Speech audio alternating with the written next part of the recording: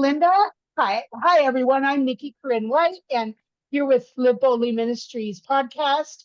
And the thing about Live Boldly Ministries podcast is that it has a lot to do with helping people or learning about ministries and sharing them with others so that others can utilize those. And I met Linda recently at a conference, and she interviewed me, matter of fact, and I didn't really know that much about her books and such, but she writes books about personalities and just knowing, becoming fit with your personality. And the thing that really is, I was reading her website about that, was that being someone who's artsy, quirky, ADD-ish, has my head works at a million miles a minute, and just, I don't know. Sometimes I've felt bad about that or whatever. Yet God made me that way, and He used things in my background uh, to to utilize that for a reason, and He made me that way for a reason. And so once I started reading about her and her books, I thought, this is great, because you kind of understand, why, like, oh, so I'm a melancholy. So it's like, then I feel bad, or I get excited, or I'm kind of that way with things.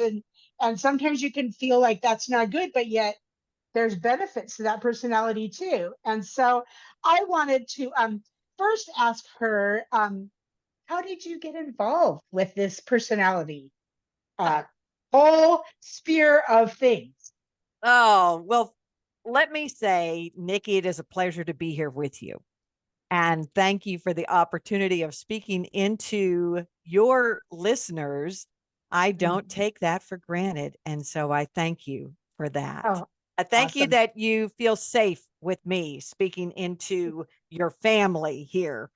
Yes. And the introduction that I had into the realm of personalities came years back with Florence Littauer, Marita Littauer, the Littauer family, with the personalities, capital Ah, P. right. And that is the choleric, melancholy, Yeah. um, uh, phlegmatic, all of this, right? Is it? Yeah. Okay. Ah, And I discovered that it's not a labeling, it's an understanding of how we are, how we interact with others, how we respond in situations. And I became part of their faculty, and I taught with them and shared the stage. And then I got to a point where Father moved me from that, and I was more into coaching, which I do a lot of coaching now. And I was talk with a good friend of mine, Linda Gilden, and Linda was associated with the personalities as well for many, many years. And I said, I need an assessment that is simplified yet concise, mhm, that people can understand and not have words that they're like, I have no idea what that even mhm, means. mhm. And so we came up with the linked personality assessment. And in that, you have the get it done mobilizer, life of the party socializer, keep the peace stabilizer, and everything in order organizer. And with those as the primary four, which we've discovered majority of the personality assessments have Mhm. four primary Qualities. bases, right? And so with that, it was like, okay, we have the assessment. Then we were approached to write the books on it. So we have several books in the series. One is the original one that's for everybody, and they're not heavy reads.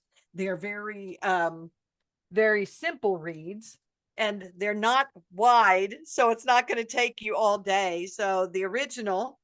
Then we came up with the educator. We had people who said, can you help teachers?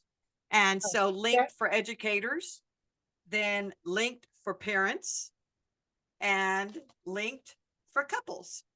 And it's Awesome. all dealing in the area of relationship, and it gives you scenarios. Here's a situation. Here's how you may tend to react.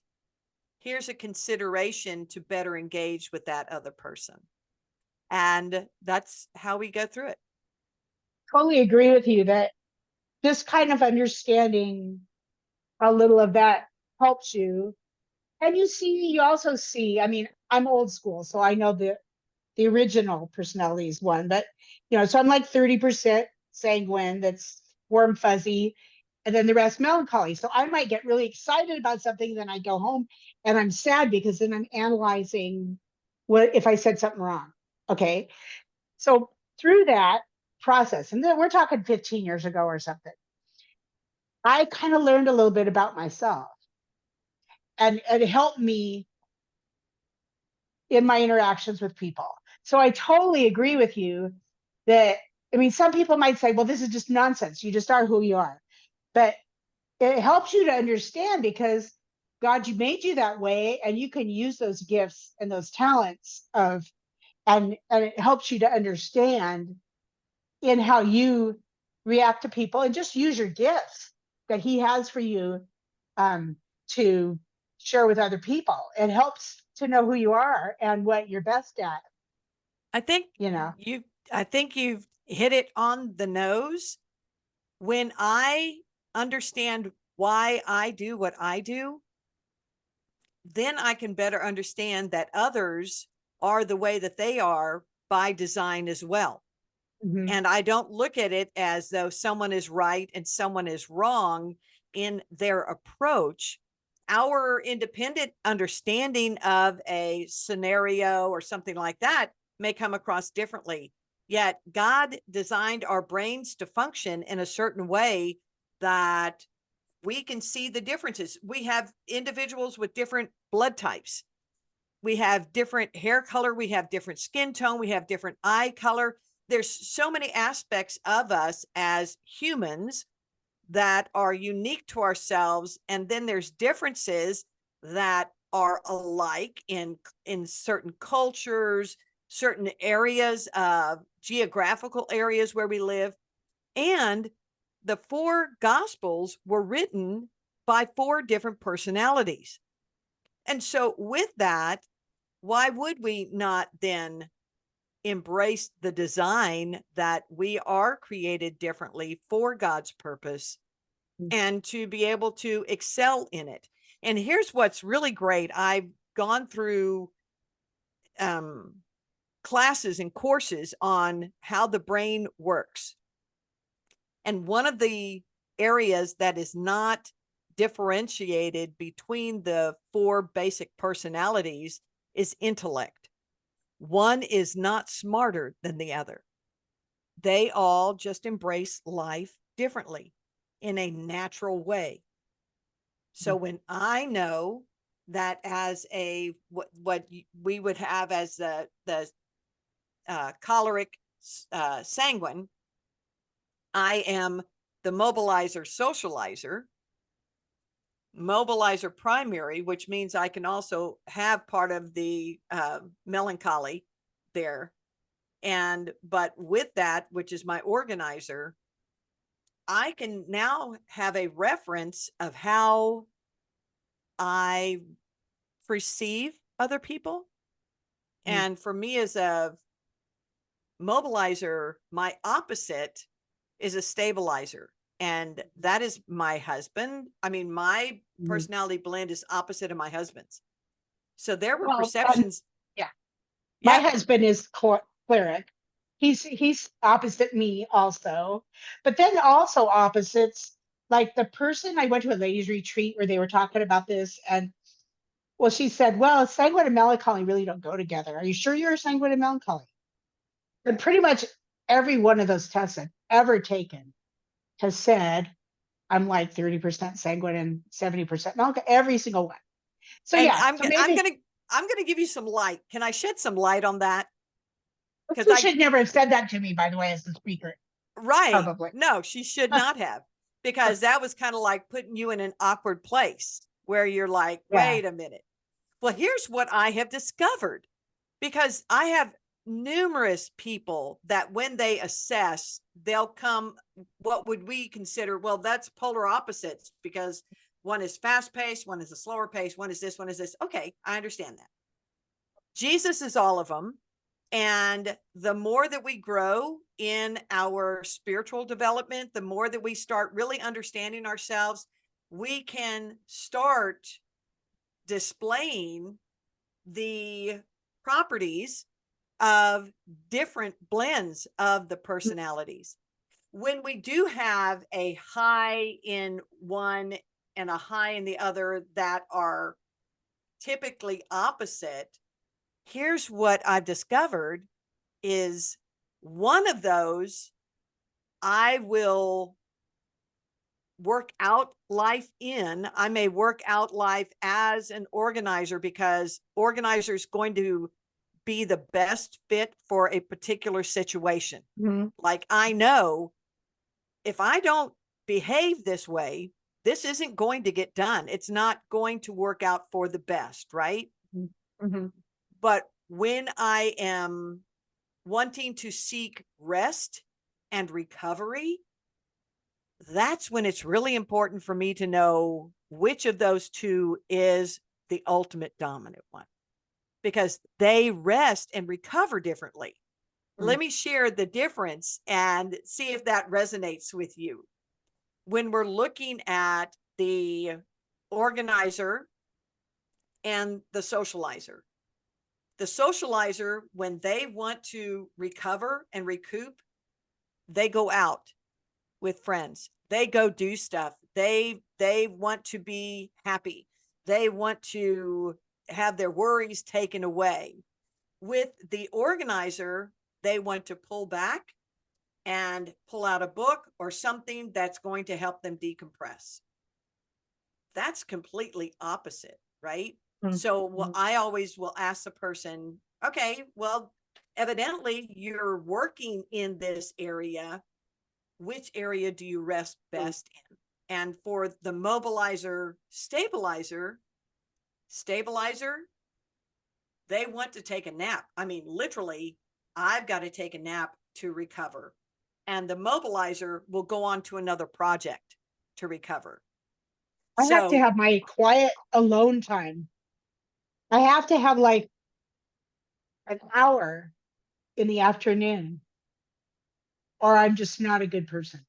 And that then Yeah. would say you are more than likely, you would be stronger in the organizer, melancholy category. And that's good for you to know, because there's times you will go and be outgoing and be all of that, because that's what you need to be doing for this, for a time such as this. But golly, make sure that you do recover in the right area. And when you do that, then you keep going. So that's wisdom that you have, saying, no, I know I need my rest, right? So that's good. Yeah. Yeah. So I wanted to talk about your newest project, Mm-hmm. the newest book, a Yes. little bit, and linked. Well, Quick the newest guide to one person. is, Oh wait. okay, the newest one is That's this right. one, right? Yeah. Yeah. Yeah. I Creating didn't. dynamic podcasts and Right. audiobooks. Yeah. I do a lot of So how-tos. what made you go into this after having the linked books? Oh, But great question. Great question. I speak at a lot of writers' conferences. I have two podcasts. That one is a double award-winning podcast, Your Best Writing Life, for writers, where I have been hosting that podcast for several years.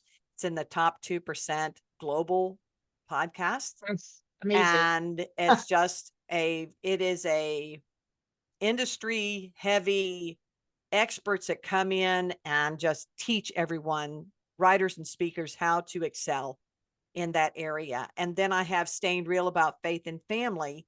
And Staying Real About Faith and Family is the one that you were on, where we're talking about how to interact and have relationships and how to excel, and the challenges that we face as well in life. And so I love that one. That's like my passion podcast.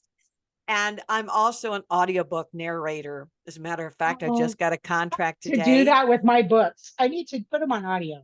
and audio is the future. So whether it's in podcasting or in audiobooks, everyone is learning via audio. Their recreation is via audio. So all of that is there. I just received a You contract in have, the mail before I came on for a so second how book. do you reread it, or you're just so good at reading you don't ever stumble? How do you do an Oh, audiobook? girlfriend, let me tell you, there's Or is not it all enough time in the editing? day to do this. Well, what I do is a procedure that I go with is I meet with the author. And I believe that my position as a narrator is to capture the passion of the author, the intent of the author, whether it's fiction, memoir, whatever it is. I've done all types of books. Then I take it and I become the conduit that makes it palatable for the reader, for the listener. So I have to know the passion of the author. I have to know what drives them. And what that also includes is phonetically spelled out words, because we could go in and start a read and we're going, and there's a word that comes up and you're like, what town is that? And how I do you know. say that? I know. So the author Yeah. has to supply for me phonetically spelled out. Now I've had some that'll say, oh, but that's an easy word. I said, yes, and it's easily pronounced in Yeah. 4 different ways. Right. So which Well, way is the that's way that you want right. it to be, right? My first my first book, because it's Washington and I'm from Snohomish, and there's all these Indian names. So that's probably hard for some people. And then my sister's name is Lissa, but it's spelt like Lisa. So I figure people are reading and they're always calling her Lisa in their head. So Right. when I've talked about my story, I always say, and my sister's name is Lisa. I always explain, and I think one of my books, one of my first 2 books, I actually have it, and I say, and my sister's name, as you're reading this, is pronounced Lissa instead of Lisa, because yeah, that, it kind of bugs me. But I've wondered about the audiobooks and how does someone Mhm. go about doing that, because I've thought about doing that, especially for Princess, because it would fit so well with that, and I've thought about that before, and how hard it is for people who do that, what you do. It But can that, it takes a lot of time. On average, an audiobook narrator they are hired and paid according to per finished hour. So for 1 hour of recording, but it can take them 2 to 4 hours to finalize that 1 hour, mm, because you go through in the reading. There'll be times I have an in-house studio. So I'm in my studio. I make sure that the floor noise is acceptable for ACX standards. I make sure that I'm in a conducive place. The max that I will read through is probably about 45 an hour at a time. Your voice can get tired. It is an mhm, instrument, so you've got to mhm, take care of it. You have to make sure you're hydrated. mhm, And I'm in theater. I've been doing professional theater for 30 years. So I love using different dialects and different mhm. tones and all of that. So that gets to come into play for me in fiction pieces. And with it, you have to know, where's this person from? What is the, are they, do they have a certain brogue? And if an author writes with the brogue in there, that makes it really great, because then you're reading it the way that it's Right. spoken, and that works. And you really have to kind of shore yourself up. Know you're going to work on so many pages for so many days to have your project finished on time, and pray You that your have a voice little stays bit the of same. a you have a little bit of a twang, a Texas twang, a But little it bit. doesn't come across in No, the and if audio. I didn't Yeah. know you were from Texas, maybe no one would notice. But Uh-huh. I am so into that. Like I can pick up dialects and stuff. And so I would notice it, but but no, I'm sure it doesn't. Well, it Uh, depends, because you can also come across when you have a little bit of a yes, different, right? So right. it's going to depend on where it's at, how it's written as well. And yes, and here's what the reason I got into audiobook narration is because I had so many people come up to me and ask me questions about my voice.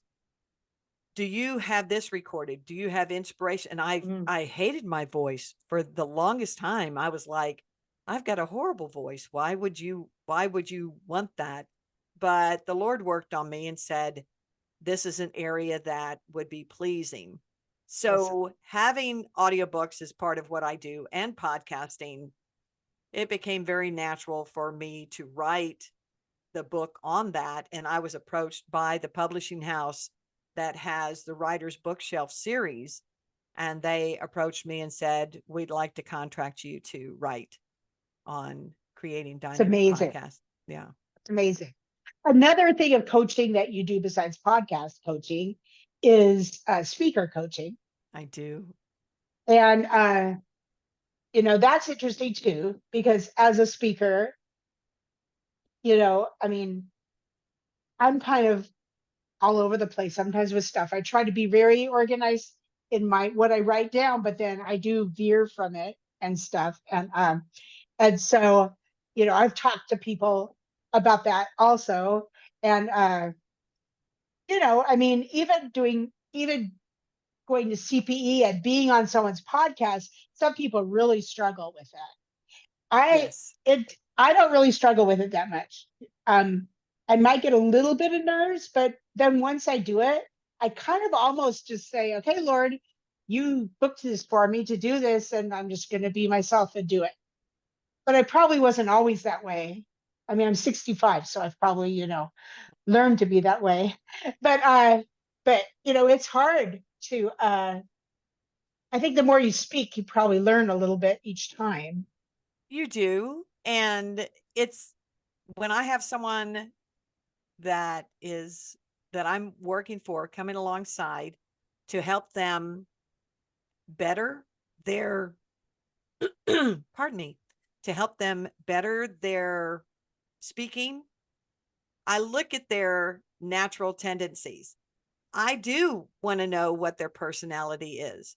Mhm, That way they can be themselves on stage, no matter the size of the stage, for mhm. them to become very comfortable and move away from comparison, just to be who Yeah, they are.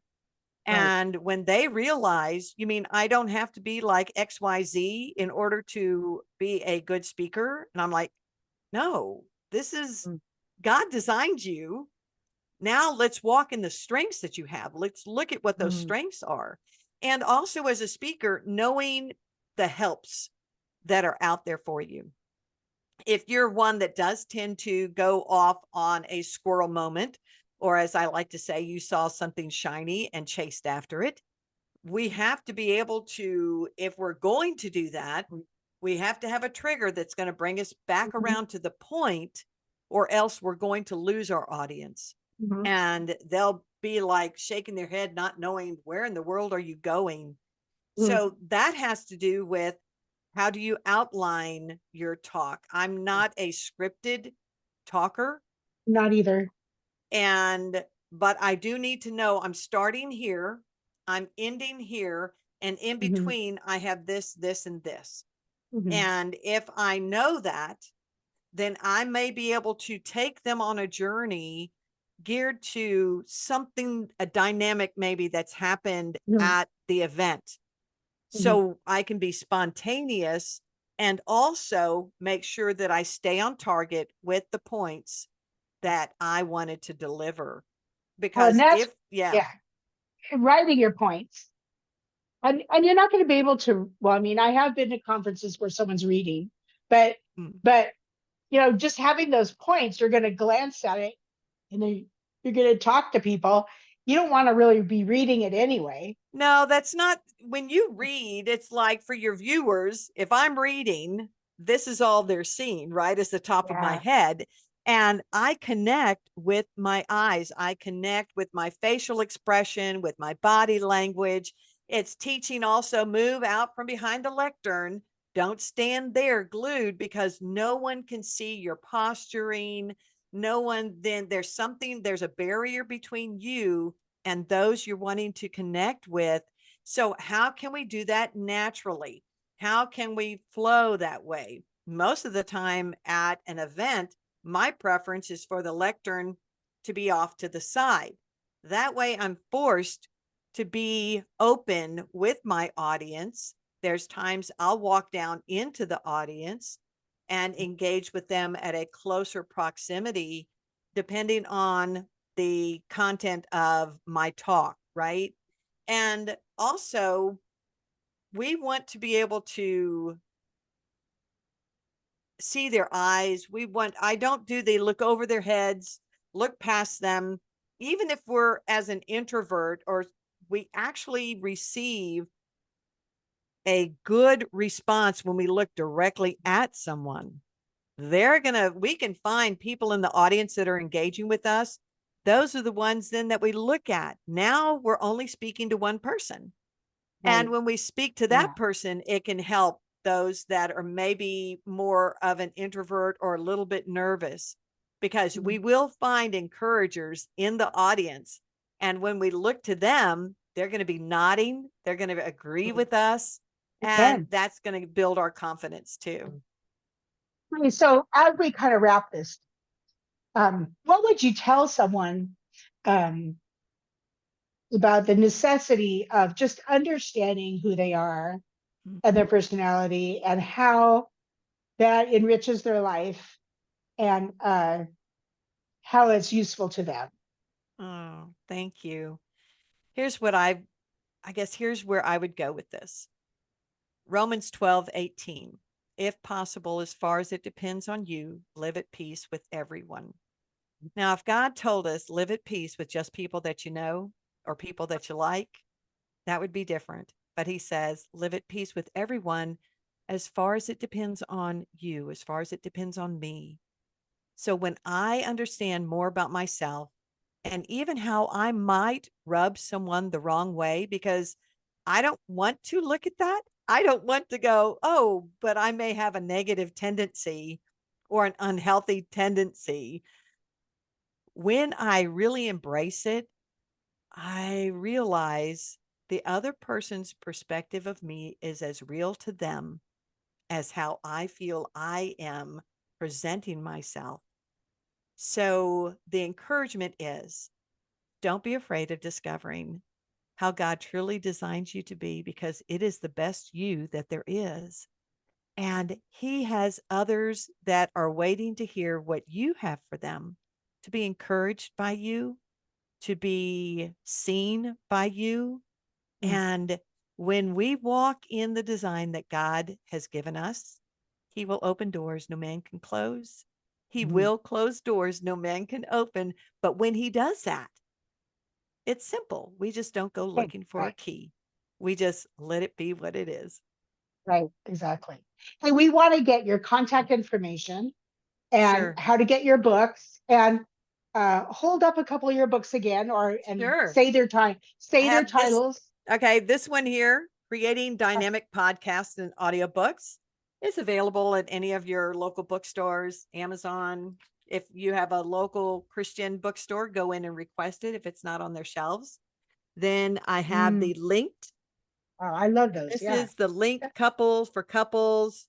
We have it for the original, for everybody, for educators, and for parents. Awesome. And so those are some. I have 2 children books as well. I have several that are out there, but that's fun. yeah. That's really fun. And your website? Sure, lindagoldfarb.com, GOLD like gold and silver. So GOLD, F like Frank, ARB as in boy.com. Awesome. Awesome. Well, Linda, so fun to visit with you again. I hope it's not too long till we get to visit again somewheres along the way. Absolutely. But Nicki, it'll be a joy. Excellent. Okay. Well, thank you very much, Linda, for being on the Boldly Ministries podcast today, and I'm excited for people to listen to this and hear all that you have to say about this, because I think it's really important in understanding who we are.